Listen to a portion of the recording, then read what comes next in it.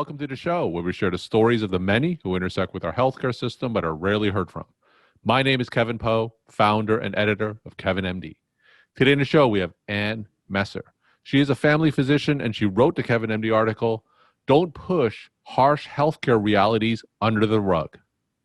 Ann, welcome to the show. Thank you so much. I'm delighted to be here.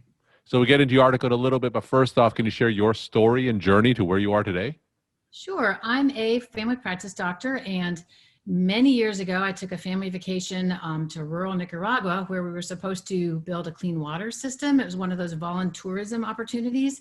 When we got there, the organization we were working with recognized that my husband and I were both doctors, and they literally handed us a beat up cardboard box full of old expired medicines and said, "Don't do the water. We can handle that. Please go take care of people." We were so deep in the Nicaragua mountains. We were like on donkey and fording the streams and that sort of thing, and saw hundreds and hundreds of people with really basic medical problems. And I came home from that trip a changed person, as did my family, but I would wake up in the middle of the night thinking to myself, it's gastritis. It's so easy. It's a sinus infection. We can handle that. It's a little something in your eye.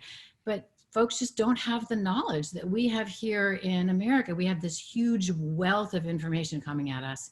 So from that genesis, it took a little while, but One Good Turn was born with the idea of bringing very practical medical education to communities where they're already taking care of people and they just need a little bit more knowledge to do it in a best practice type of way. So tell me about some of the other places that you've been to over the years, and what would you say is some of the most striking example of those disparities of care that you're talking about? Every example is striking, and I typically, it's just by circumstance. One Good Turn only goes where we're invited. One Good Turn is the name of my organization. So far, we've largely been invited to areas that are sort of in the equatorial belt and a little bit above and below. I've been to Nicaragua and Cambodia and Kenya and Uganda and Mexico, Dominican Republic, Costa Rica, Haiti, to really all over the place, Peru. And what's interesting to me about that is two things. Thing number one is that in all of these environments, the basic medical issues that people deal with are the same. They're very common and things that are easy for us to care for here in America. And number two, what's different from America is that there's some level of academic medicine in all those places, but the drop off between what you see in the high level academic centers and what you see in rural communities is so profound, just like the economic drop off and the educational drop off. So there's just an enormous opportunity to provide service in more rural and remote areas. Is this something that you had specifically trained for? Is this something that your family physician background prepared you for? So tell me some of the skills that you had to learn in order to do what you do. Yes, certainly being a family doctor helps. Interesting because so much of the training to do appropriate global health is actually ethical. It has to do with being a student of other people's cultures, even when you think you know the answer already. And it has to do with doing an enormous amount of research from the perspective of the community, not from the perspective of a rich American, so that you can learn about what the healthcare problems are perceived from where I'm going, not what I think is going on, good or bad. So and then of course, researching the culture, all of that is so important because as a guest, I need to recognize that I'm very, very lucky to even be invited there. And it would be so presumptuous of me to suggest, for example, what we should have for dinner, because I don't know, they know. And that's true of all sorts of medical care and all sorts of traditions, is to recognize that there's always a good reason for what's being done in another culture. It's just that from my perspective, I may not understand it. So I need to be a student and learn about what that reason is. Let's transition into your KevinMD article that you wrote. It's titled, "Don't Push Harsh Healthcare Realities Under the Rug." Now, for those who didn't get a chance to read that article, can you just walk my audience through it and share the story of why you decided to write it? I think one of the reasons that developing countries get labeled with that is that they're so honest. So they talk about female genital mutilation or sex out of marriage, or leg ulcers that cause people to have to be amputated, and homelessness and poverty, lack of good nutrition. in such matter-of-fact terms that for us in a different culture, we're just aghast by that. Because here in America, well, we're so lucky to have so much, we tend to sort of sugarcoat some of those terms. But I've found that when I'm working with a community that's really honest about what's going on, then, that the average age of pregnancy for a young girl is 12, then that gives me an entree into really addressing the problem. And I find that that's very different from here in America, where we really work hard in our attempts not to offend people, to sort of gentlify what we're talking about. And I think in some ways that makes it harder for us to get at the truth. Now, what do you think are some of the reasons why that is? It's because of our own healthcare disparities. Mhm. So that when I'm talking about the homeless guy under the bridge nearby where I live, I'm going to call him currently without a house, instead of saying that the guy has no place to go and he's living in the gutter, which is actually the reality. And why is that? Maybe a little bit of it is that I'm guilty because I have a beautiful home. It makes me feel kind of guilty. Part of it is I think we try hard in America not to separate ourselves from other people. So we try to find wording that makes it so that I'm not maybe so different from the homeless guy under the bridge down the street. But the reality is I'm incredibly different from him. And if I don't acknowledge that, then I can't provide him with appropriate service. And so I think that that's a little bit of it is our desire to both empathize, but we're doing it in a funny way because we're softening things for people, and also still just trying to be together with people. That's well-meaning. And then I think there's a lot of guilt around how the true disparities of life here. What are some of the things that we here in America can do to address this issue? What are some of the other lessons that you've taken from abroad that some of the physicians here in the United States can learn from? Probably one of the biggest ones is that when I encounter something abroad that is horrifying to me in some way, or that I instantly judge as being bad, I've learned to become a student of that thing and start asking the question, why? And if you keep asking that question, not like, why'd you do that? That's judgmental, but why? Tell me more. I want to learn more. Explain that more to me in an open voiced way. Then you're inviting the person to describe their experience a little bit more accurately.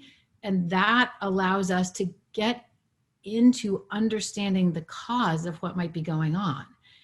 And when we can understand that, then the symptom that we're kind of trying to cover up, the person's fat or the person's poor or the person's had 6 abortions, we're trying to cover that stuff up.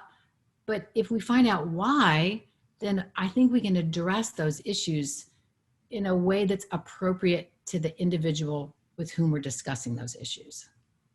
So I'm interested in hearing more about your experiences abroad. So you're a family physician from America and you're going to these places where people may not have seen a physician in a while.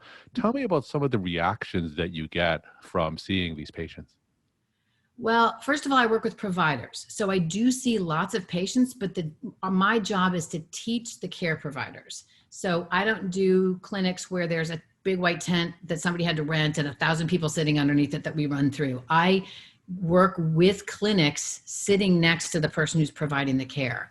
And it's wide ranging. I worked with some midwives in Cambodia a couple years ago, right before COVID, and they were not interested in what this white lady had to say about brand babies. And they were right. I've never given a birth to a child on a picnic table. I mean, they deserved that disdain. And I had to work a long time to gain their respect, which I'm willing to do because I understand that perspective. But some people are so glad for 2 things. The biggest one is they're so glad to be seen. They're so grateful that somebody from over here went all the way over there and sat down with them. Just like every patient is glad to be seen and every student is glad that somebody knows that they know things. So that has been profound. And I think when I can get to the place where people are glad to be seen and recognize that I'm not there as the big bad boss who knows everything, but just as somebody who's trying to help figure out what the best resources are, that sort of changes the equation a little bit more. Now, one of the things you mentioned earlier was learning the culture of the place that you are going to be in. So what are some of the ways that you do that in preparation for your trips abroad? Yeah, great question. The needs assessment is one of the most important parts of what we do. So we spend a lot of time both talking with the people that we'll be working with before we ever get there. And we ask questions and do some questionnaires like surveys to the community or to the care providers. Also, my team does a lot of just internet research and anthropologic research about traditional healthcare in the community and that sort of thing. None of it really replaces going in person first, which I love to do and I'm looking forward to getting back to. But it's a ton of research, recognizing that even with all our research, we're not going to get it right. We're going to be learning so much when we get there, and just be really willing to not make any kind of permanent judgments. We're talking to Ann Messer. She is a family physician, and she wrote the Kevin MD article, Don't Push Harsh Healthcare Realities Under the Rug. And for those physicians who may be interested in pursuing global health, what kind of advice, what kind of skill sets should they have? What kind of characteristics should they have in order to pursue that goal? Be a student, be a student leader, be a student. I think that's number one. It's such an incredible privilege to be able to go into another world and offer some knowledge and expertise, but also learn so much yourself. So I think that's absolutely thing one.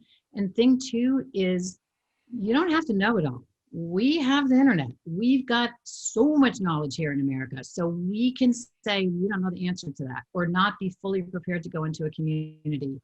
You can't be unprepared. That's rude. Then you're taking people's time. But you can't think that you have to know every single thing. I don't have any advanced level global medical certification. I'm too old for that. I was a doctor still am a doctor, but I practiced regular medicine for 30 years before I started this. So I just went out there and started doing it. And I think that's true for any passion within medicine. We're all so used to thinking we have to be experts at something before we prefer an opinion toward anybody.